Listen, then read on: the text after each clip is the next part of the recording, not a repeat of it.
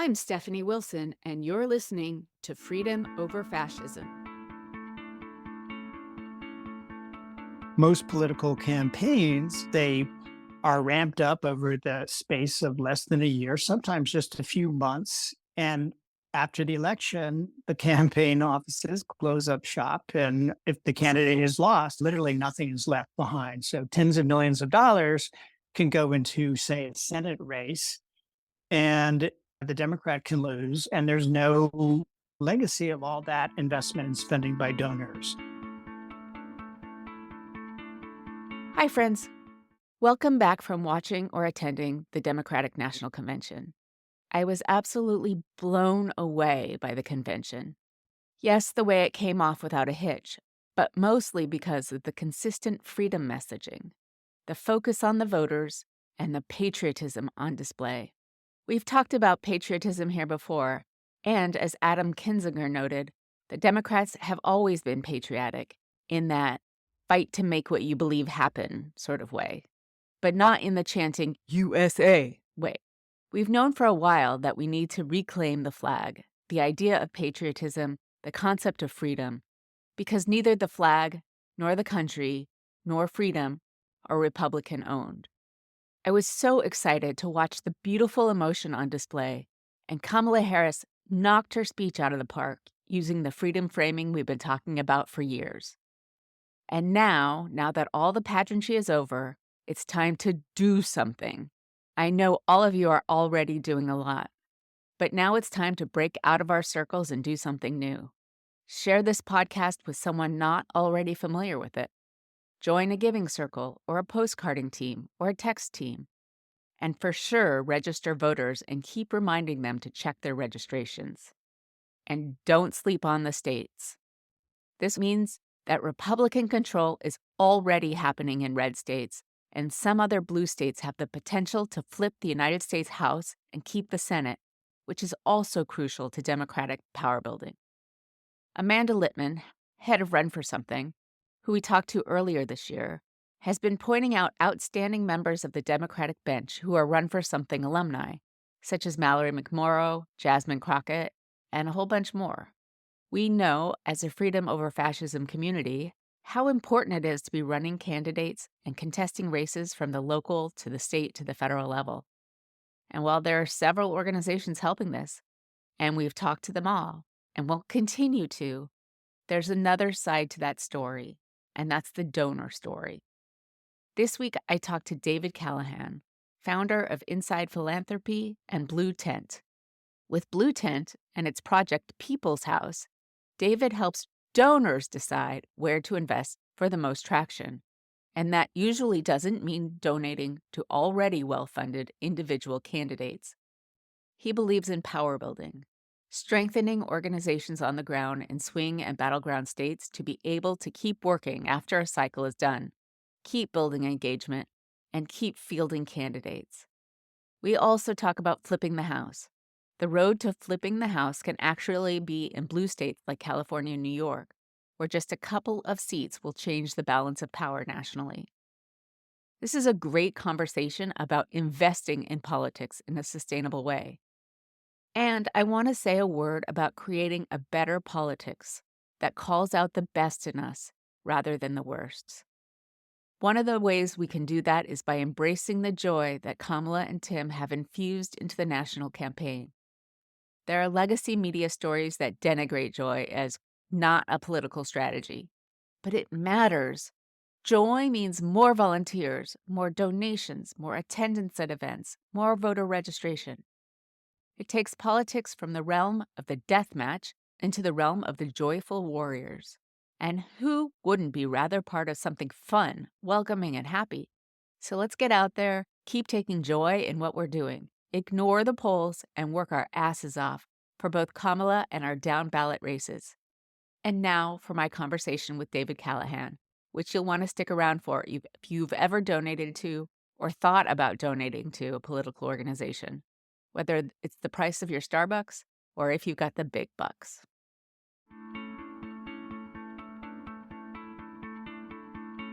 David Callahan, welcome to Freedom Over Fascism. It's great to be here. You are the founder and editor of Inside Philanthropy and Blue Tent, which identify best giving opportunities. Can you tell us more about Blue Tent and then the project People's House within that? I founded Blue Tent in 2021, and the goal of the site is to help progressive and democratic donors give more effectively so that their dollars can have more impact. And I created this site after the 2020 election when so many people felt that they wanted to do something. Record amounts of money was given by people on the left, but a lot of it didn't get to the right places. And I think a lot of donors felt frustrated that there's all this urgency, but it's very hard to identify what the best places to give are. Blue Tent aims to help people navigate this world of a lot of different choices that you have if you want to help elect Democrats and advance progressive change. One of the things that we talk a lot about here is how important it is to build power in the states and also to run candidates at every level, local, state, and federal. We've also found that when people just give to candidates, that money is used for the candidate. And then after the election, it gets rolled up, the data gets rolled up, it's gone poof. How do you think about that? And how do you come up with where to donate? And then how do you communicate about that? Yeah, what you just said about giving money to the candidates and how not much maybe will be left over afterwards in terms of power building is exactly right. And people talk about this as the sandcastle effect, which is that most political campaigns, they are ramped up over the space of less than a year, sometimes just a few months. And after the election, the campaign offices close up shop. And if the candidate is lost, literally nothing is left behind. So tens of millions of dollars can go into, say, a Senate race, and the Democrat can lose. And there's no legacy of all that investment and spending by donors. On the other hand, if you give money to a statewide organization to build power, then win or lose, that organization is going to make progress toward building its roles of members, better understanding the terrain and issues and what's on people's minds, helping create an infrastructure to win future elections. So, a through line of our work at Blue Tent and what informs a lot of our recommendations is that it's better for donors to give money to organizations than it is to give to candidates, not just because of this power building effect of giving to organizations that are working year round to organize people, but also statewide organizations, they help candidates up and down the ballot, right? If you give to the Senate race in Arizona, for example, if you give right now just to the candidate, that will help the candidate, but it's not necessarily going to help win other important battles in Arizona, such as ensuring the presidential race there goes to Harris, or helping flip the state legislative chambers there, or helping win two critical House races in Arizona. So we recommend giving money to Lucha, which is the main statewide group in Arizona, which has a tremendous amount of experience in turning out voters. So, how do you make decisions about which organization you feel is best in each state? It's a process of conversation and research and due diligence. In many battleground states, strong progressive organizations that have a very good reputation. We reach out, we talk to the leaders, try to get a sense of what their plan is. Ideally, we see their strategic plan on paper, how many doors they plan to hit, what their mix is of their canvassing in person and their digital strategy. We look at their past record of electoral impact. We also piggyback quite a bit on other funding groups that have more capacity for due diligence. If an organization has gotten a lot of support from, say, the Ford Foundation, the Open Societies Foundation, or funders who really know how to have the capacity to do due diligence, that is an important signal that we pay attention to. In addition, the data driven analysis of groups like Focus for Democracy and Mind the Gap inform our thinking about a group. If there's a lot of metrics that show the effectiveness of a group, that can be really useful. All that said, not all organizations are able to do that kind of data gathering about their work, especially when you start getting down more to the local level or looking at less well resourced organizations in, say, the youth organizing space. Do you only focus on battleground states, or are you also interested in power building in what I call MAGA captured states, where it's going to be a long process, but it has to start somewhere? Donors are often unwilling to keep donating in a place where candidates keep losing, which is a cycle because then people don't run and we leave a lot of seats uncontested and then it keeps going. What is your view on battleground states versus power building states? I think it's important for all donors to have a mixed portfolio of giving that they do. On the one hand, you really want to put resources into winning those battleground states and competitive congressional districts that can decide who wins the next election. The near term outcomes really matter. On the other hand, I think that all donors should put aside some money to invest in places where power building is going to take time and that we're never going to win those places unless we make investments over time. And for example, we've talked a lot about the need to invest in North Carolina, which is this year really is a battleground state, but it's a place that donors have often overlooked and dismissed because they're so focused on closer states, Arizona or Wisconsin or Michigan. But there's a critical mass of donors who have stuck out and invested over years in groups in North Carolina. And we're now seeing the results of that. The progressive groups in North Carolina plan to knock on 4 million doors this election cycle, and that could really help flip the state. In terms of contesting elections in more deep red places, I think that's a great strategy. I love Run for Something, also like Contest Every Race, Right. two organizations that are explicitly focused on making sure that there are Democratic candidates who run in all these different deep red places that Democrats have often dismissed. And one huge positive effect of that is it can create up ballot coattails of when you have somebody who's running for a very local office in some rural red district. It can help turn out their friends and get some improvements in the Democratic rural vote share. And the thing about rural America is Democrats don't have to win those places, they just have to lose by less. And so when you have down ballot candidates running in previously uncontested races, it can really help with that effect. We on this podcast have talked to Amanda Littman of Run for Something. We've talked to Contest Every Race. We've talked to Every State Blue. And I am dedicated to this idea. Oh, and the Outrun Coalition. This is something I don't know if you know who they are, but they are a group that works to elect young and diverse candidates in deep red areas. And they've had a lot of success. And I don't think they're funded. I am absolutely convinced that we need to be contesting everything because, yes, this presidential election is the most important, right? If we lose this presidential election, we lose democracy. But what is in Project 2025 and what the Republicans want to accomplish is already happening in a lot of states. So getting power back in the states, I think, is something that's beginning to not be overlooked, but has been for a long time. And to just add to that, those important points, there are places that most people don't think of as ever going to be competitive, like Mississippi.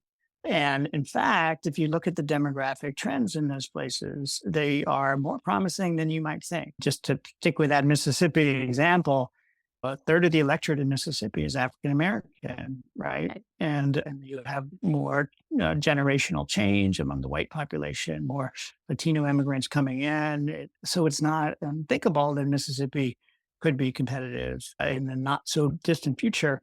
But you need Democrats who are on the ground, progressive organizers who are working with a long term vision to make that happen. And you need donors who are standing behind them and are willing to patiently make those investments, just like they might make any other kind of long-term investment, right? Alaska is another good example, very large native population there that's really changed the electoral math and has the potential to do so much more going forward. And we've seen some dividends from that just recently with that Democratic member of Congress emerging from Alaska, which who would have thought that would have been possible, right? Right. Beating Sarah Palin, right? Do you have trouble finding funders who are interested in investing long term? Or are a lot of people saying, tell us where to put our money because this is a long term effort and we're in it for the long term? We have not been putting most of our effort into raising money for that long term side of the fence. I'll regularly make that case to donors. And as I said, big fan of run for something, contest every race. And I think that donors need to hear the rap about having a balanced portfolio and putting some money toward those longer term investments. Beyond the battleground states, though, in this election cycle, we have a project focused specifically on power building in congressional districts to help flip the House, but also hold these competitive seats going forward. And this has been really interesting. It's called People's House. You mentioned at the Right. beginning of our conversation. And this has been a really interesting project because it turns out that if you want to help win a congressional race, it's very hard to find progressive organizations working in competitive districts that are a clear kind of place to put money to help win a congressional race. Progressive infrastructure has come a long way since 2016. There's been a huge number of new organizations created, a lot of great dynamic power building efforts. We now have really fantastic capacity to help drive voter turnout in statewide races. But a lot of progressive infrastructure is in urban areas. And you win statewide races because you have strong organizing and sit in purple states and that's really important. But guess where most of these congressional districts are that we need to flip? They're in suburban areas, they're in rural areas, ex-urban areas. These are not hotbeds of progressive infrastructure, right? So, Right. and so we've spent the last year and a half trying to identify organizations that are doing this work that we can recommend to donors. And we now have 16 different partner organizations that we're recommending in 18 different congressional districts that people can check out on our People's House website, peopleshouse.us. And it's been super fascinating. And I think it's been an overlooked area of progressive infrastructure building. And for many donors, if they want to flip the house, it's give to the DCCC or give to a candidate, and there's not a lot of other options. So we're hoping to create a richer and more promising menu in that regard. In terms of flipping the house, there's a lot of room for improvement in typically blue states like California and New York, where you're focused in the main urban areas for statewide races, but there's still enough congressional seats that if you don't pay attention, they can actually flip the house. So our main audience is activists. Most times, activists will choose where they're going to be active and then they ask for funding. Is it possible or does it happen that identify an area where there aren't yet organizers and say, create some sort of funding mechanisms where people can say, oh, I want to organize. Where am I most needed? And then go there and have some funding to get going. Or is that just the wrong way around and it doesn't happen that way? I think for deeper pocketed funders with more resources, it's easier to incubate things and get the ball rolling. But we're a pass through. We make recommendations to donors who, so it's very hard for us to recommend anything but existing efforts.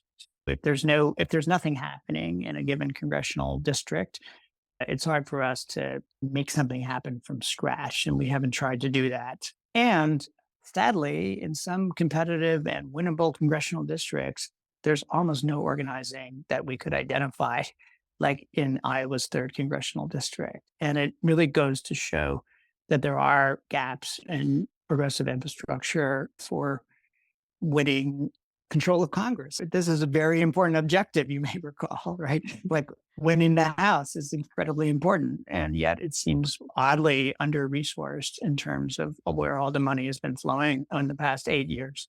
It seems to me that the progressive ecosystem has been oddly financed and organized for a long time, and I think we're finally getting what Republicans got a long time ago, is that you actually have to pay attention to these places where you could win, but it's not the easiest place to organize and win. Can you give our activist audience more ideas of specific organizations in battleground states or in places that could flip the house where they could think about investing? There are two really exciting coalitions that have been formed in the last year to help flip House seats in California and also New York. One is called Battleground California, and one is called Battleground New York. And what's super cool about these organizations is that they represent an unprecedented effort to mobilize voters in congressional races to flip House seats held by Republicans and also hold Democratic seats. And in blue states like California and New York, a big problem is that voters feel like their vote doesn't really count for much, right? Because they're not in presidential battleground states.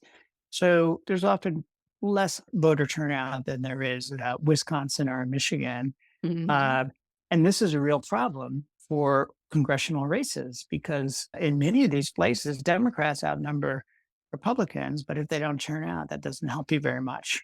So Right. in 2022, Democrats lost control of the House of Representatives by less than 7,000 votes across just 5 congressional districts. And the places where we got clobbered the most were in California and New York, where we lost multiple seats, particularly in New York. It was a really kind of searing experience. And it kind of underscored to many activists and organizers in those states that there had been an underinvestment in progressive infrastructure, and we'd taken these blue states for granted, right? And in both states, progressive leaders set out to create new ways to do these races. So Battleground California is really interesting. It's organized through the California Donor Table and some other Mhm. organizations there. And one of the core groups that is part of this coalition is Communities for New California, which I think is a very exciting grassroots membership based organization that's working across multiple districts in California. And one thing that makes it so interesting is because it's very zeroed in on the Latino vote and particularly the nonpartisan, non party preference, younger Latinos who are making up an increasingly important part of the electorate and who often are registering as independents and are not deeply committed to either political party. And so Communities for New California, I think, is on the vanguard of trying to figure out like who are these? What do these voters want? How can we connect with them? What sort of messages resonate? So that's an organization I think that is quite interesting for activists to look at. We're also recommending a couple different youth organizing groups where there's a lot of energy right now. A number of these groups have been around for a while. Some are newer, kind of post 2016. There's a kind of umbrella organization called the Alliance for Youth Action that coordinates a lot of these groups. And a couple of the members of that alliance that we're supporting are Forward Montana, Mm. which is the top youth organizing group in Montana, and New Era, Colorado, and Next Up, which is in Oregon. So those are 3 youth organizing groups. And I could talk about any of the 3 and say all sorts of nice things because they're inspiring, because they're out trying to engage people who, while they vote heavily Democratic, young people, they also vote at rates much lower, even with the increases of turnout in the last few election cycles. They're still 20 points behind older people. And so this is a really important thread of work for activists and donors to be paying attention to right now. It is really exciting because If you've got a young voter registering independent, the voter files don't catch them, the Democratic voter files. And my guess is they are under the radar, even in places that are starting to begin to organize.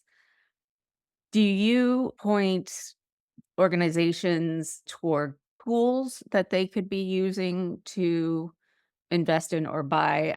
I talked to Jeremy Smith of Civitech. Do you think about new kinds of tools, specifically those who reach either unregistered or uninterested or voters who are not consistent voters?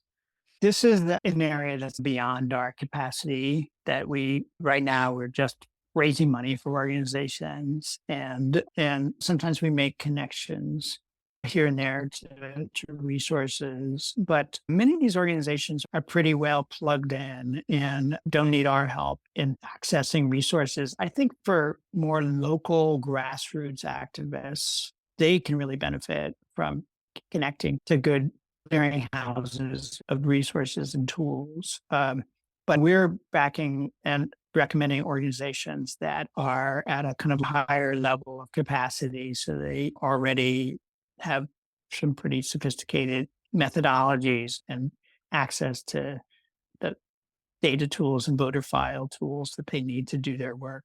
I guess that's where people like me come in because I talk to people like you and people who have tools. The whole point is to inspire people hearing about other activists in other states and hearing about tools they could use and hearing about funding networks that they could tap into and all of the above. And I'm totally aware. I'm in Massachusetts now, so it's the same, but we have fewer electoral college votes. To We've been taught to think our vote doesn't matter in California because usually presidential races are done before California's polls even close. And it doesn't occur to us that, and us, I haven't lived there in 25 years. It doesn't occur to them that their vote is so important because the state legislature is already Democratic. Button flipping the House is really important. Are people receptive to thinking about California in a different way? Or are they, particularly the people who live in Los Angeles, San Francisco, the entire Bay Area, Silicon Valley, are they receptive or are they checked out? I think that there's a lot of interest among Californians in flipping house seats. You live in Massachusetts. I live in California. I've lived here for 10 years. I'm still trying to figure the place out as a longtime East Coast native. I live in Santa Monica. And I think a lot of people who are progressive in California feel this sense of outrage that we could be doing so poorly in some of these pivotal congressional races that and determine the control of the House of Representatives. And it's often said that the road to a Democratic House runs through California. And I think that's very true. There's 5 different districts here that are flipperable this cycle, districts that Biden won in 2020, where Democrats should have the votes to win in 2024. But it takes turning out voters. I did a analysis of a voter turnout in 2022 and that the number of people who were sitting on the sidelines and did not vote in that election in those 5 districts, it was over 1 million voters who did not vote in 5 districts in 2022, and that is also true in New York as well. And so I think people get it that we need greater, stronger voter turnout and also persuasion efforts to win these congressional districts. But a traditional political campaign is not going to do that work because these Democratic candidates and the campaigns they run and the BCCC and the House Majority PAC and this infrastructure for winning congressional races, it's good at doing certain things, right? It's good at running TV ads and doing polls and doing digital ads and radio ads. These campaigns are not good at being trusted messengers that can connect with people and overcome their cynicism about politics and their skepticism that their vote matters. This is one of the biggest barriers that we face is convincing people to vote at all, much less convincing them who to vote for, right? Right. And a political campaign is not going to do that work by broadcasting a 30-second ad at them, right? It takes a community based organization that builds trust with people and can get a hearing from them. And it also takes good candidates. It's not always true that any candidate will do, but sometimes it'll take a good candidate to really connect with folks. But I agree, like, especially in California, I never experienced anybody canvass in my entire life. So I grew up in Santa Clarita, went to college in Claremont, lived in San Francisco afterwards, never experienced somebody coming to my door and knocking on it. And I wonder whether because it's never been a state where you had to do a whole lot to get what you thought your goals were, that may be a culture that needs to grow and rise and be cultivated in California and in rural areas of New York as well.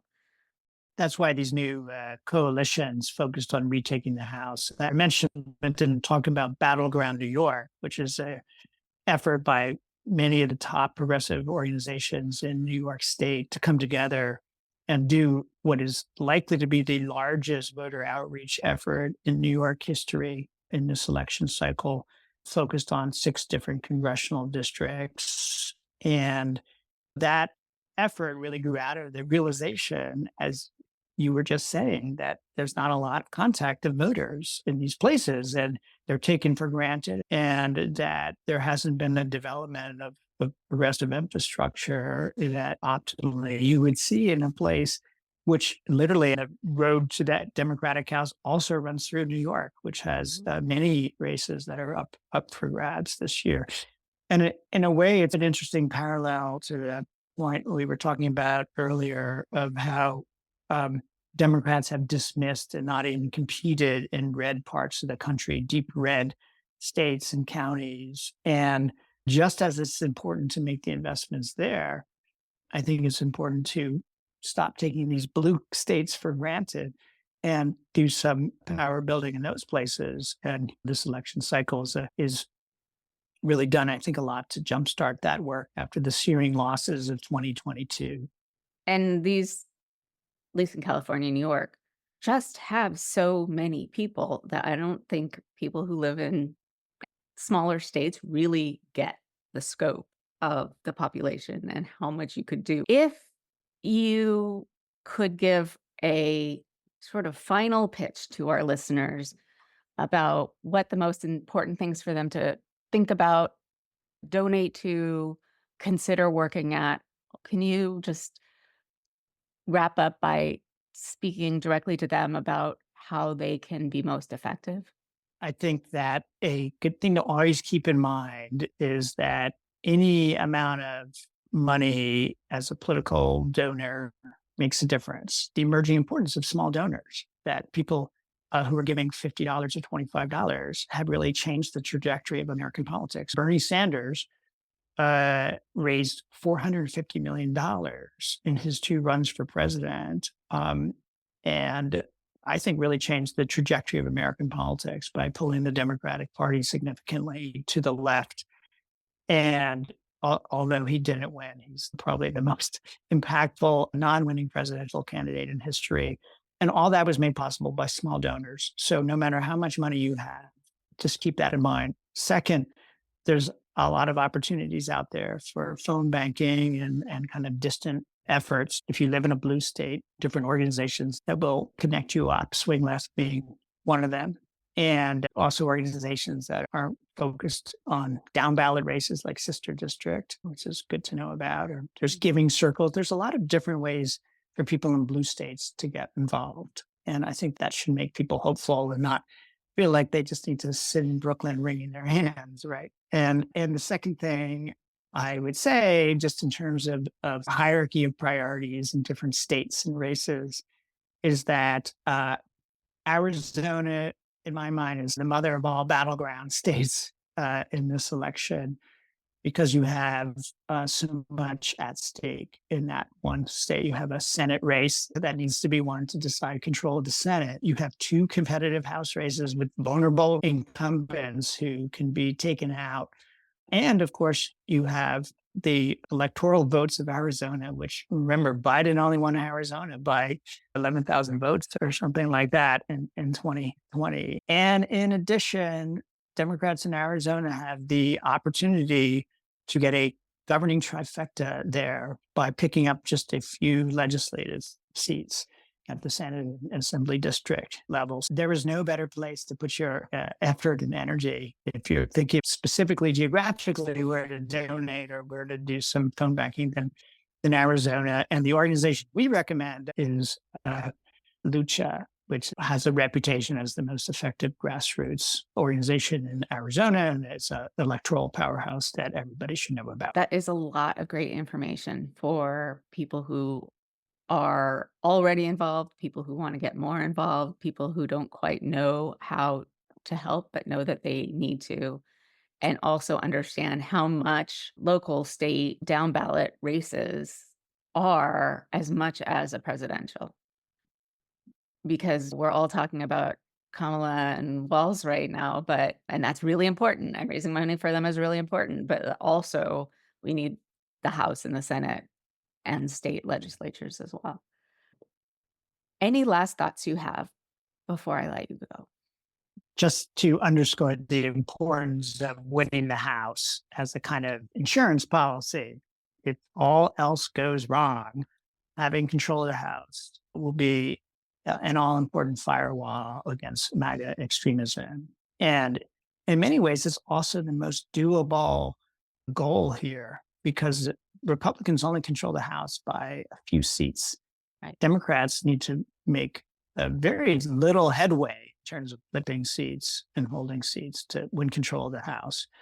And so either in the worst case scenario, it's a firewall against Trumpism, or in the best case scenario, we get a governing trifecta and we take back the House and then we hold the Senate, which is certainly possible. And we win the presidency, in which case, we're back in business with a major Democratic legislative opportunity in front of us. And that would be extremely exciting. Thank you so much, David Callahan, for being with us and talking about how donors can really diversify their portfolio in ways that help lots of different people in lots of different places.